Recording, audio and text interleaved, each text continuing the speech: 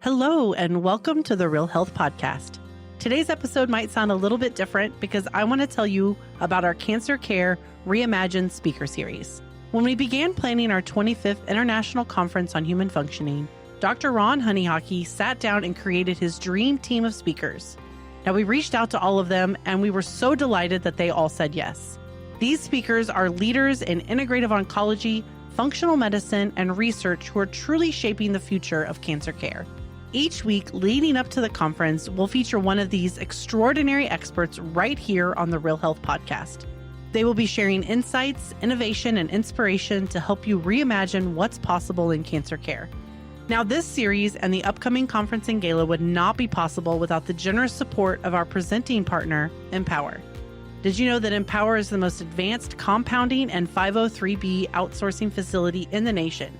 They are licensed to serve in all 50 states, and they are deeply committed to improving access to safe, affordable, and personalized medication for the patients, providers, and caregivers who rely on them. Their belief is simple but powerful. Behind every order is a person in need. And with that knowledge, they approach everything they do with compassion, innovation, and a drive for excellence. We are so grateful for their partnership and their support of this important conversation around reimagining cancer care. Now, if you're looking for tickets, they are on sale now, and you can go to our website at cancercarereimagined.org. You can also find tickets for our 50th anniversary gala at cancercarereimagined.org/gala. Now, these links will be posted in the show notes below. We hope that you will join us here in Wichita this November for both unforgettable events. Well, welcome everyone. I'm Dr. Ron Hunninghake here at the Riordan Clinic. This is the Real Health Podcast, and we're getting ready to have the 25th International Conference on Human Functioning. Dr. Hugh Riordan was a pioneer in the field of integrative medicine, orthomolecular medicine, and our conference is focused on Cancer Care Reimagined. We're taking another look at, are we really getting down to the root causes of what's causing cancer? And do we really need to take a more integrative approach in terms of helping our patients find their way to the right kinds of treatments in order to have better results from their long-term cancer care? And so to that end, I'm so pleased to introduce Dr. Richard Cheng, who will be one of our speakers. Dr. Cheng, may I call you Richard? Yes, please. Yeah, Richard, yes, please. So I am so thrilled. You know, we go not way back, but pretty far back, because you are the editor of orthomolecular.org. There's a news service there that I think everyone should know about. But tell me, just before we get to that, tell me a little bit about your background in the field of cancer care. What is your specialty and how does that relate? Yeah, all right. Yeah, first, I trained as an internist back in Shanghai. And then 40 years ago exactly, I went to actually Arkansas, University of Arkansas for medical sciences at Little Rock, where I did my PhD in biochemistry and molecular biology, and I did actually cancer genetics. Wow. And then I went into the medicine and laboratory medicine training. After that, I went to NCI NIH clinical fellowship on hematology lymphoma, particularly on lymphoma study. And after that, then I, graduated, so to speak. Eventually, I started my own practice. And during this period of the last 20, 30 years, I picked up also molecular medicine, and also I got trained at the American Academy of A4M, A4M, anti-aging medicine, where Yes. I also got fellowship board certified at the anti-aging and also integrative cancer therapy. So cancer has been a majority part of my career. Yeah. So you're into anti-aging, but our cancer patients, they desperately want to anti-age. You know what I mean? They've got a horrible diagnosis that they're fighting, and they're trying to look for, what can I do to help me get over it? And they've done the conventional side of it, but it doesn't seem like it's enough. So there's a lot that the integrative approach brings, but your specialty and your kind of focus, that chiseled focus that I think is really incredible, is that you've made a discovery that environmental toxins may be an shall we say, an underdiagnosed cause of the progression of cancer. So how does that all work? That's very, very, yeah, you hit the nail on the head right there. First of all, cancer and aging, very interesting. Back in the graduate school days, that's like 30, 40 years ago. So basically we were looking at cancer and aging kind of like the two sides of the same coin. See what I mean? Yeah. You know what I mean. Yeah. So at that time, we were studying the mechanism of senescence, so to speak, cellular senescence, cellular aging, as a way of a cancer mechanism. But coming back to to today, so for a long time, we were focused on genetic mutations and everything. And over maybe about 20 years ago, when I started getting older and I started looking into anti-aging myself, so Right. mitochondria became a focus. It's the powerhouse. So I've known about the importance of mitochondria for a long time. So this question was on my mind a long time ago. Well, mutagens or carcinogens, lots of them are there, right? Well characterized. Well, no controversy there. Everybody agrees these, cigarette smoking, heavy metals, these are carcinogens. Glyphosate. Yeah, all that tons stuff. Tons of them, right? So I asked that question a long time ago. I never really looked into. So basically, the question was, if these carcinogens cause mutations, which we know, do they also cause damages to other cellular structures, for example, mitochondria? Yeah. And also, if they not, we know, the more we know about mitochondria, the more we know how important it is. Is actually, I really looked into it. So far, I have not found any disease, mostly chronic, that if it's been studied that doesn't have a mitochondrial dysfunction component, meaning mitochondrial dysfunction so far is observed in practically every major chronic disease.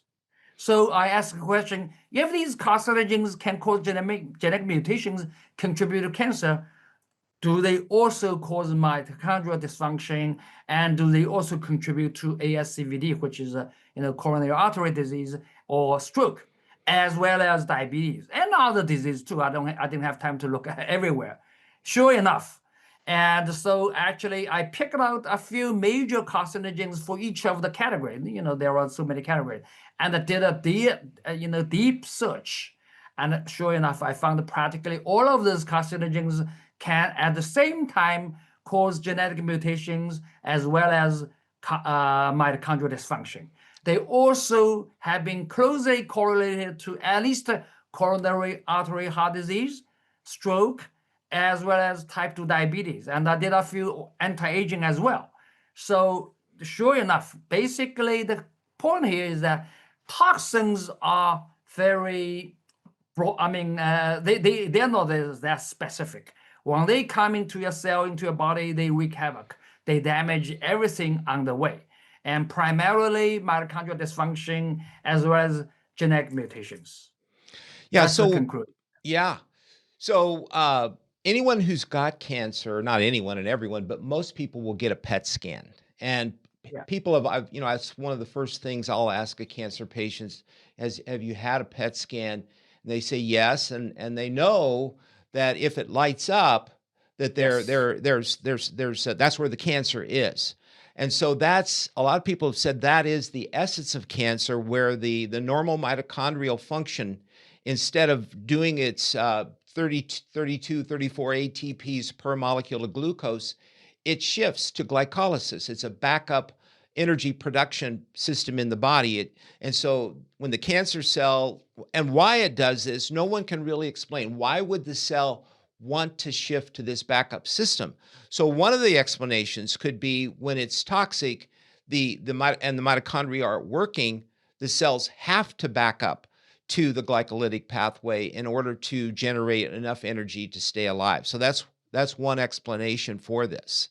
So, but also infections, and one of the things that I talked about in Japan was fungal infections also can induce this. But again, when the cell becomes weak, when the energy levels become low, that's where the dysfunction occurs, and that's where it tends to move into a cancerous state. Absolutely. That's actually a very interesting point. As I presented recently in the cancer debate at the Children's Health Defense, this is one of the ironies in modern cancer. For example, PET scan you mentioned. It's been well established in conventional medicine, modern day medicine for over 20 years as diagnostic tool. The theory right there behind it was well accepted because cancer cells pick up more, they require more glucose. Right. So that's the foundation. However, the same theory that's well accepted by the conventional medicine for diagnosis, it's been totally ignored in treatment. If you believe, right? Because we believe cancer cells pick up more glucose from the environment than the neighboring cells. That's why they, cancer cells light up like Christmas tree. However, we don't apply it in clinical treatment. What's the problem? Why? Why do we suddenly conveniently forget about this Warburg effect in treatment? Right, Warburg. Yeah. No, I know. And interestingly enough, where it just reigns supreme here at the Riordan Clinic, our whole focus, Dr. Riordan was paramount in the discovery of using high-dose vitamin C as a treatment, as part of a treatment for cancer patients. And the mechanism of how that works, the cancer cells, because they've shifted to glucose, to the glycolytic pathway, they will increase their numbers of glucose transporters by 40, 50-fold. And because the vitamin C molecule is so similar to glucose, they'll suck in a lot more vitamin C. And if you get enough vitamin C in the cells, it will, the cancer cells contain excess iron. It will start to reduce the iron to a more active state, and the reduced iron will then interact with the cell and create hydrogen peroxide. And if you get enough vitamin C, the buildup of hydrogen peroxide will kill the cell. So that's how we got to know about vitamin C. But vitamin C, that's not the only thing. Vitamin C can act as a detoxifier. It can act as a metabolic stimulant. It can reduce pain. There's a number of things it can do, but it comes back to the fact that the cells are damaged and what is causing the damage. And this is where you're saying we've ignored the fact that our modern environmental realm is so cluttered with toxins that the poor cells, the poor mitochondria, are unable to maintain their normal functioning. And then they regress back to this oncogenic state of functioning. Absolutely. There are 2 points I want to mention before I forget. One is we talk about toxins. There's a recent study that's showing globally toxin or environmental toxin, all these things together, they are the #1 global killer, more than anything else. Okay, so toxin, how important that is. Number two, very interesting, sadly, is that over the past 30 years, the early onset cancer, basically young people, younger than 50 years of age, people suffering from cancer, increased by 80%. Oh my gosh, yes. Just within the last 30 years. You can't simply explain that by the genetic mutations. And the same group of those younger than 50 years of people, the death rate increased about 28%. We talk about war on cancer. It's a total failure. Yeah. Well, let's kind of, for the sake of our audience, their awareness of toxins, let's just kind of go through a little bit of a list of what are some of the more important toxins that people can make decisions on their own to help them avoid the toxin exposure. So in your thinking or in your research, kind of let's just start. What are some of the things you think about in terms of helping our audience be aware of and avoid the critical toxins? Yeah, actually, so basically, let's back up a little bit. In a recent paper that I summarized, I already submitted. It's online, available right now. It's not peer-reviewed. It's not being officially published yet, but it's available open to public. So I looked at all the so-called root drivers. Basically, root drivers are these factors that everyday life that we encounter. They may not necessarily be the causative factor that make you to have cancer right away. However, they contribute. So that's why we call them root drivers, not necessarily directly leading to cancer, but they contribute to. So basically, there are 10 categories. The top one is the toxin, like I just mentioned. Okay. Now, during conference, I'm gonna talk about all of the 10. But in the toxin category, let's expand a little bit more. So in the tanks, I mean, other than the environmental toxins that we already know, the PM 2.5, the cigarette smoking, all these things, heavy metal is a major one. Even in the United States, heavy metal. Unfortunately, most people, we don't really realize unless we get tested. Otherwise, we don't know how bad the heavy metal can be. Well, these heavy metals, they are supposed to be underground, but these days, because of the digging, mining, all kinds of mining, then coal burning, they get into the air, get into our life. That's a major one also, from seafood and everywhere else. Mercury, And lead, cadmium, those types of things. Cadmium, lead, yes, and even mercury, even in the United States. Dental fillings. Dental fillings, yes. Okay. And the vaccines, Vaccines, yes, that whole story. Yeah, that's another source, So these are also another major one, actually, more probably so, is the actually ultra processed foods. Oh, yeah. Oh, I think that's a big one.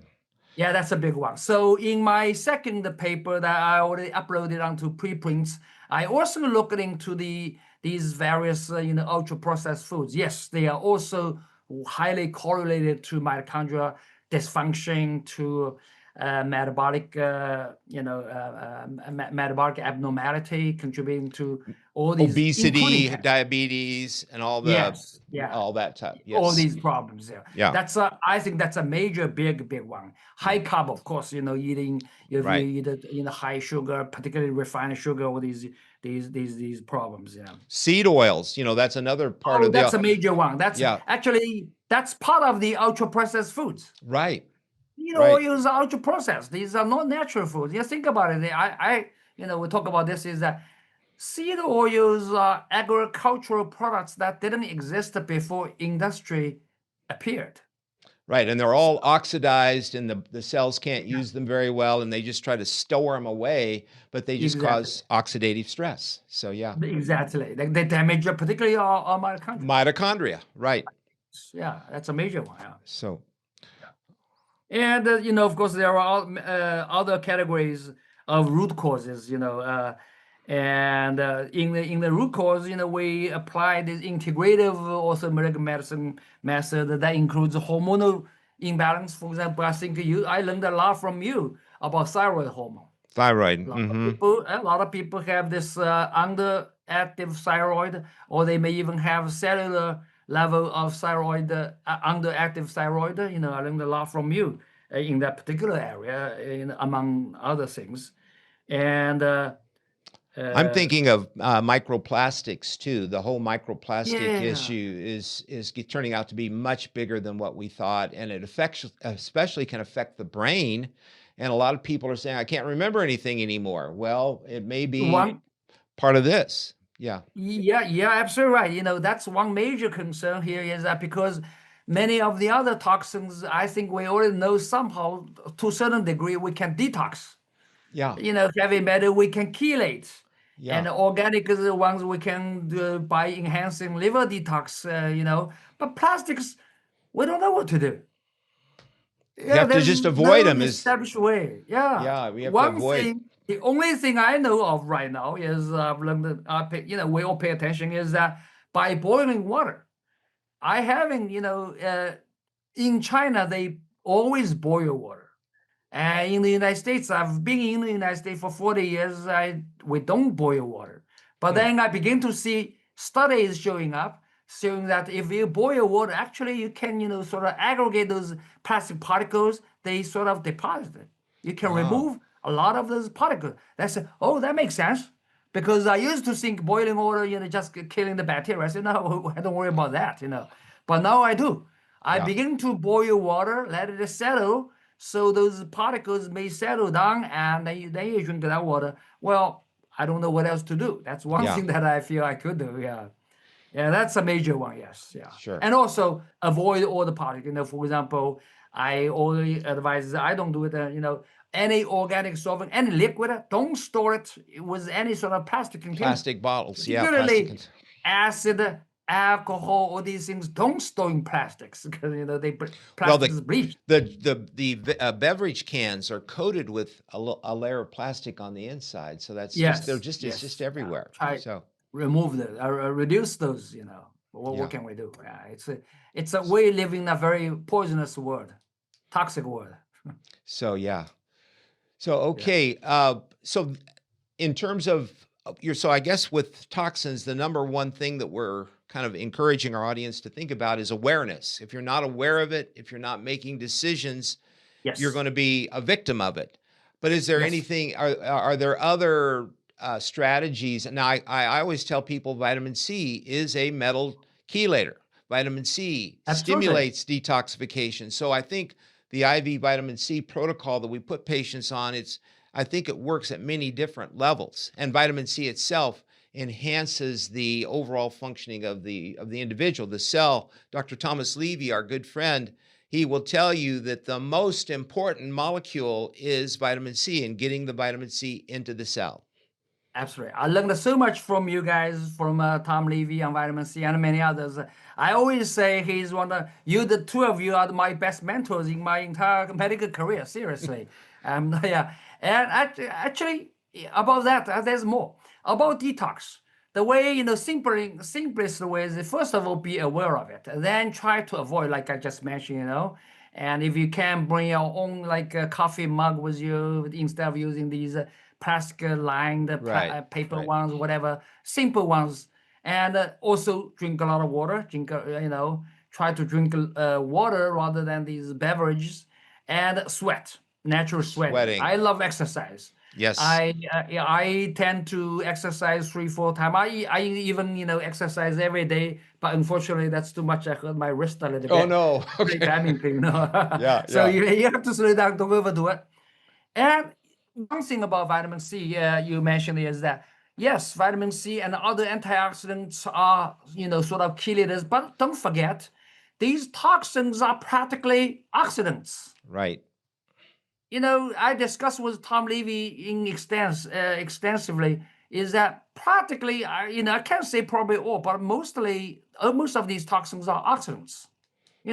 They cause chemical bonds, in our body. Those are, oxidation, redox, right? Redox reactions. So basically, if you enhance taking optimal, also molecular dose of these antioxidants, you are protecting your normal structures against these toxins from being oxidized.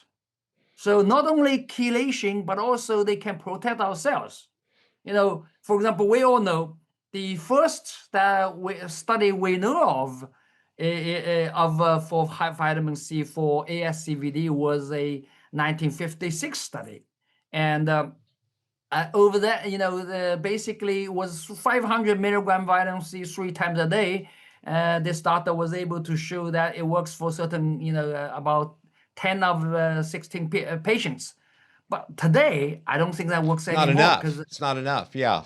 Way too many toxins, way too, in our environment. No. Yeah, it comes back to orthomolecular medicine, the whole concept that Dr. Riordan, a number of doctors were promoting early in the 70s, is that the world we live in requires higher amounts of nutrition than what we can get just from whole foods. And it's harder and harder to get whole foods. So we need to be thinking about supplements that we can take. That's why we usually measure the levels of all of our new patients to find out where their deficits are and then try to fill those in. And more often than not, that's something that will help them get over any number of diseases, but of course, cancer is one of the key ones these days. And so, yeah. Well, I'm thrilled, Richard, that you could be on our program. I'm wanting everyone to know that if they and I want the audience to know that that this conference is open to the general public. This is actually the 25th international conference that's being sponsored by the Riordan Clinic. Yeah, we're 50 years old now.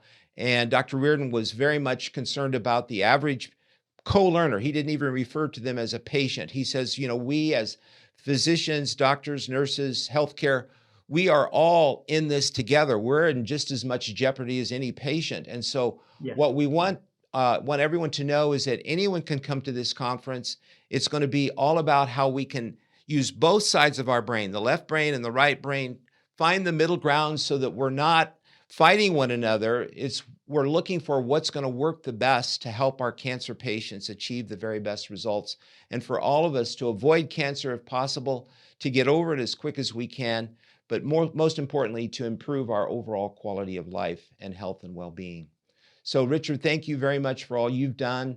Once again, I want everyone to, if you think, go to orthomolecular.org.